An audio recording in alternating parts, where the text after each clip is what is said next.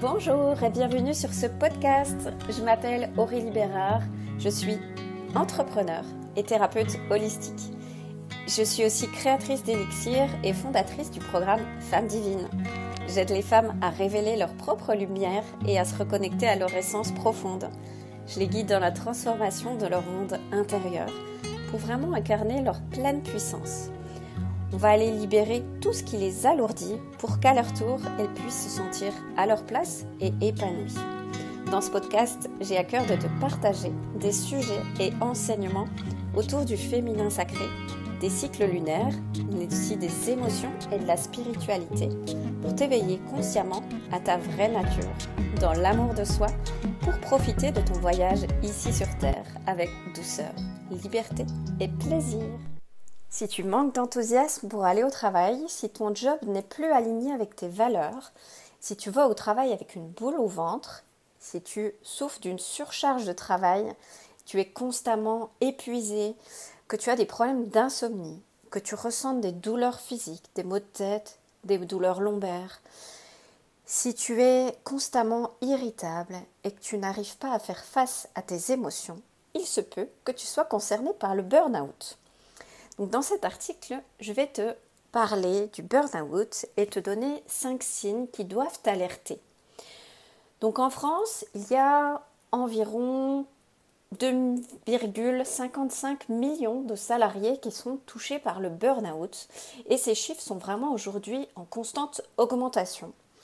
En tant que thérapeute, je m'aperçois que beaucoup de femmes viennent au cabinet et qui sont concernés par l'épuisement professionnel, qui veulent se réorienter mais qui ne se sentent pas prêtes à le faire, qui ont des peurs, qui vivent de l'insécurité face à ça, qui n'ont pas d'autre choix que de continuer. Donc dans un premier temps, c'est quoi le burn-out ? Donc cette notion a été définie pour la première fois dans les années 70 et elle décrit l'épuisement professionnel. Au départ, c'était plutôt les professionnels de santé et de soins. Donc c'est un épuisement qui est dû à un stress chronique. Donc le stress est plutôt utile en général à l'organisme pour nous aider à réagir face à une attaque ou à un besoin de fuir. Mais le stress chronique, quant à lui, vient épuiser le système nerveux. Donc le problème, c'est que les facteurs de stress sont vraiment aujourd'hui de plus en plus nombreux et le danger réel face à ce facteur, c'est que c'est plus le seul à provoquer cette réaction. Et du coup, on va vraiment épuiser tout notre organisme et créer des maladies plus graves. Donc, quels sont les signes qui doivent alerter ? Donc, on vit dans une société aujourd'hui à tendance masculine, dans une société plutôt patriarcale. Donc, on nous demande d'être productif, d'être plutôt actif, qu'on veut des chiffres, on veut du rendement.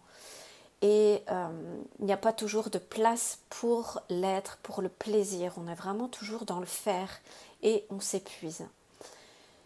Donc quand ton job n'est plus aligné avec tes valeurs et que tu n'es plus motivé, c'est le premier signe. Donc il est important de mettre du sens dans ta vie et de prendre le temps pour toi et prends le temps d'en donner à ton travail. Et selon moi, primordial.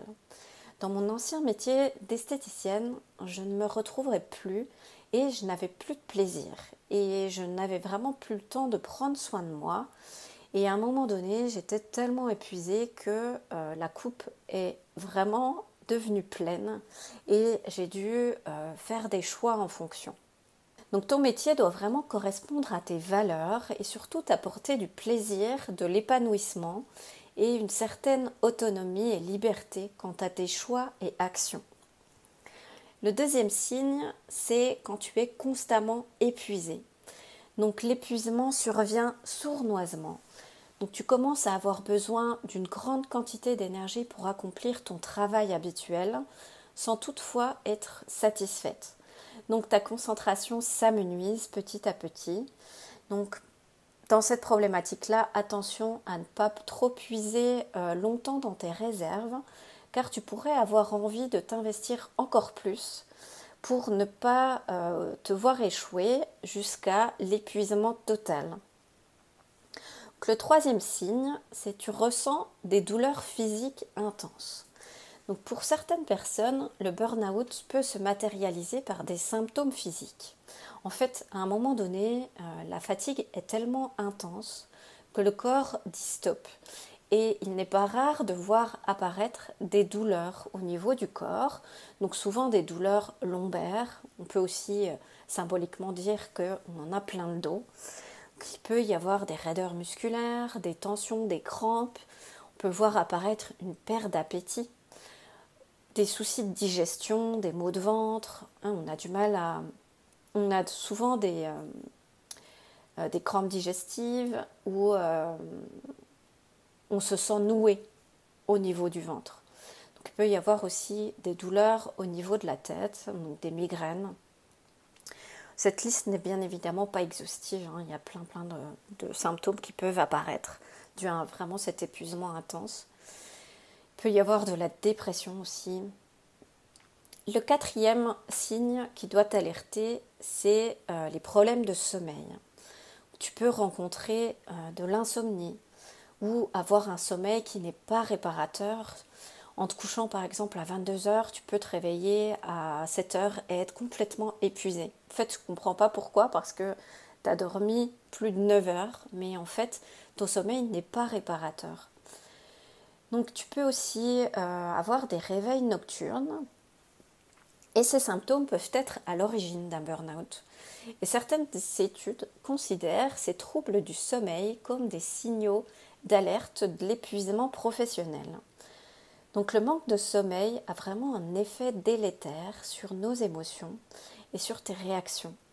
Donc, lorsque tu es fatigué et que tu dois faire face à du stress au travail, qu'on te demande beaucoup de tâches à réaliser dans la journée, on te demande d'être vraiment productive, tes réactions vont être démultipliées. Tu vas réagir à la moindre altercation. Tu vas réagir vraiment de manière négative au moindre stimuli. C'est vraiment que la coupe est pleine. Tu n'arrives pas à canaliser ton énergie ou à prendre le recul nécessaire pour pouvoir réfléchir de manière plus constructive et posée. Et le cinquième signe, c'est que tu n'arrives plus à faire face à tes émotions. Donc lorsque tu vis de l'épuisement au travail, ta capacité à gérer tes émotions est faible. Tu peux ressentir des émotions telles la colère, le stress ou l'anxiété. Tu peux te sentir abattu, tu peux te sentir triste ou avoir la boule au ventre. Donc si ces émotions sont refoulées, ça va petit à petit avoir un impact au niveau du corps et donc ça va impacter ton niveau de santé.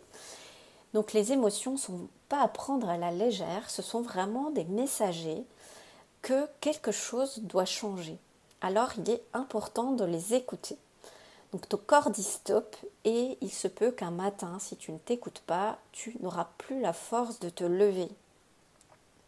Donc si ton environnement de travail ne te correspond plus et que ton stress est tellement intense qu'il commence à impacter ta vie privée, qu'il est vraiment temps de prendre le taureau par les cornes et faire des choix qui s'y imposent. En attendant, je vais te donner 5 façons pour t'aider à prendre du recul nécessaire. Donc la première façon, c'est d'apprendre à faire des pauses dès que c'est possible pour toi. Donc attendre d'être complètement à plat et que tes batteries soient complètement vides pour prendre soin de toi ou pour partir en vacances peut avoir des répercussions sur ton niveau de concentration et ton niveau de fatigue. Donc il est utile de pouvoir faire des pauses, quitte à les noter dans ton agenda, de prendre, je ne sais pas, 5 minutes pour aller prendre l'air ou pour boire un café.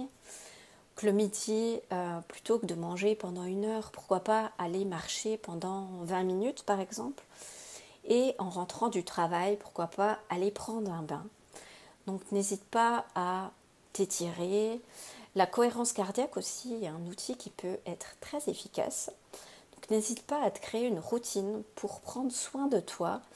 Prendre un bain chaud avec des huiles essentielles relaxantes comme l'orange douce par exemple ou la lavande. Tu peux aussi écouter des méditations, faire des exercices de respiration. Il y a plein de techniques. qui sont super utiles, mais prends soin de toi. La seconde façon, c'est de vérifier que tes valeurs et tes attentes sont toujours bien alignées. Donc si ton activité n'est plus en accord avec tes valeurs, il est utile de te questionner. Qu'est-ce qui a changé ? Quels sont les domaines qui te donnent encore satisfaction ou qui ne te donnent plus satisfaction ?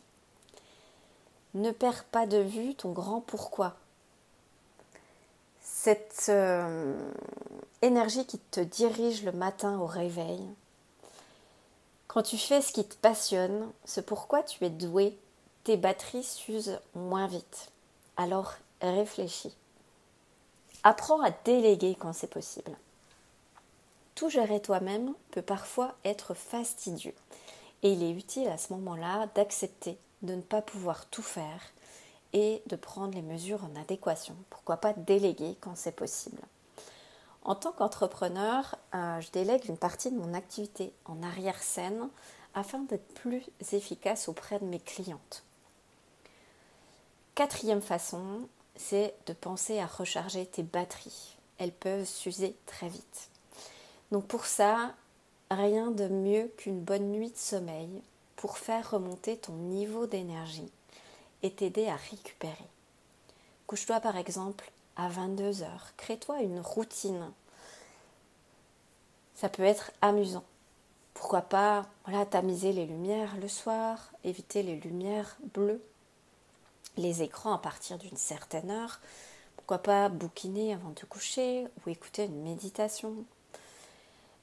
Diffuser de l'huile essentielle relaxante sur ton coussin. Il y a plein d'idées que tu peux utiliser. L'exercice physique aussi aidera ton corps à décharger les tensions accumulées au cours de la journée. Il n'est pas nécessaire de faire une activité trop intense, mais pourquoi pas au moins aller marcher 30 minutes quotidiennement pour pouvoir vraiment t'aider à soulager la pression. La cinquième façon, c'est de t'entourer de personnes bienveillantes qui te soutiennent. C'est important de pouvoir décharger le trop-plein, d'en parler autour de toi, à ta famille, à ton mari, à tes amis ou à un professionnel qui sera à même de te donner des conseils concrets. N'hésite pas à t'ouvrir aux autres. C'est vraiment d'importance majeure pour vraiment lâcher le trop-plein accumulé. Les élixirs floraux et minéraux peuvent aussi t'apporter leur aide précieuse. En tout cas, c'est ce qui m'a aidé à un moment de ma vie où j'ai eu ces problématiques-là et ce qui m'a aidé vraiment à prendre de la hauteur à l'époque. J'espère que mon article t'aura plu, donc je te partage mes conseils chaque semaine et si bien évidemment tu te sens concerné par le sujet et que tu as besoin d'être accompagné, réserve ton bilan émotionnel et énergétique. Je te mettrai le lien en dessous du podcast et si tu as d'autres astuces, n'hésite pas à les partager en commentaire. C'est toujours utile de pouvoir connaître toutes les astuces qui existent.